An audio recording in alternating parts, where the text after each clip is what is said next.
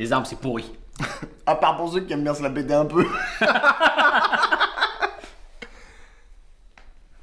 Enfin, on dit pas ça pour vous aussi. Hein. Salut à tous, c'est Monsieur Camelot et bienvenue dans cette nouvelle émission où chaque jour, pendant plusieurs semaines, je vous présenterai un personnage de Camelot, en passant de Perceval jusqu'à Arthur et même par Pellinore. J'espère donc que cette petite rubrique vous plaira, et aussi pour voir si ça vous plaît ou pas de vous proposer du contenu Camelot quotidiennement. Mon but dans ce genre de vidéo n'est pas d'apporter quelconque analyse. Bref, c'est parti pour l'histoire d'Arthur.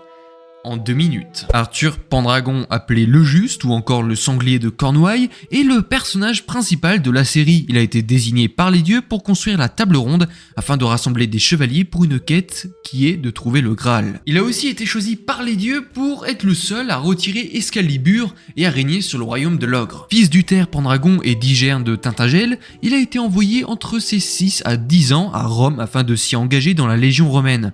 Il passe donc ses 20 premières années en camp militaire, incluant 3 ans dans la Légion en Afrique et plus précisément en Mauritanie césarienne. On apprend aussi qu'Arthur a été adopté de ses 3 ou 4 ans par Anton, avec qui il a vécu jusqu'à son envoi à Rome. Après ses 20 ans, Arthur retourna sur sa terre natale afin d'y retirer Excalibur et ainsi reprendre le trône de Bretagne, qu'il replanta plusieurs années plus tard afin de la retirer quelques semaines après afin de retrouver la confiance du peuple qu'il avait perdue. Mais désista au dernier moment, se qualifiant lui-même d'illégitime pour reprendre le trône. Il passa donc plusieurs semaines à rechercher sa descendance partout dans le royaume, ce qui ne donna rien de probant, et ce qui le plongea donc dans une profonde dépression. Cette dépression le poussa jusqu'à une tentative de suicide dans sa baignoire, mais fut sauvé par Lancelot au dernier moment, à qui il donna le pouvoir comme récompense pour l'avoir sauvé. Ce qui a été une grosse erreur de sa part, car poussé par Méléagant, Lancelot brûla la table ronde et se mit à la poursuite de tous les anciens chevaliers. Arthur se voit donc obligé, aidé par le bandit Vénèque, de fuir le royaume de l'ogre pour Rome, où il passera plusieurs années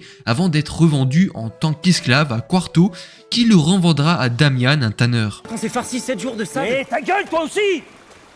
On con, ces Visigoths. Après, vous chouniez parce qu'on fait des blagues sur vous. Mais il se fit pris pour cible au bout de quelques mois ou années par Quarto, la personne qui l'avait donc vendu, à cause d'Alzagar et Vénèque qui, sans se rendre compte, lui ont fait comprendre qu'il s'agissait du roi Arthur. Arthur a donc fui une fois de plus avant de se faire attraper par Alzagar qui l'a retrouvé en suivant Quarto, qui était venu le chercher. Il se fit donc transporter en Aquitaine où il va y retrouver le duc d'Aquitaine qui le délivra en le rachetant. Arthur, aidé donc par la résistance qui s'était mis en place contre le régime de Lancelot, retourna au rocher où il retira une fois pour toutes Excalibur. Il rassembla toute la résistance ainsi que l'armée burgonde afin d'investir la forteresse de Camelot et ainsi reprendre le royaume qui durant ces 10 années d'absence était sous le joug de Lancelot. Chose qu'il parviendra à faire, Lancelot a donc fui et Arthur a repris son trône. La suite quant à elle, nous le saurons dans Camelot, 2e volet.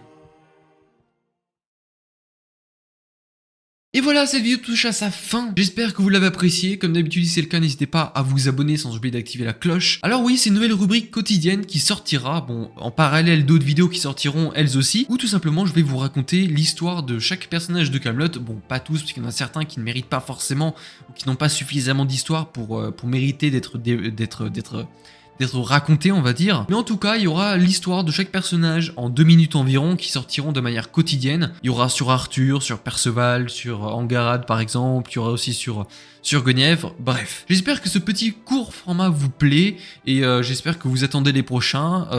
Et même si vous avez un personnage duquel vous voulez que je fasse que je raconte du moins sur leur histoire en 2 minutes, n'hésitez pas, les commentaires sont faits pour ça. Quant à nous, on se retrouve donc la prochaine fois pour d'autres aventures arthuriennes, ça va sans dire. Allez,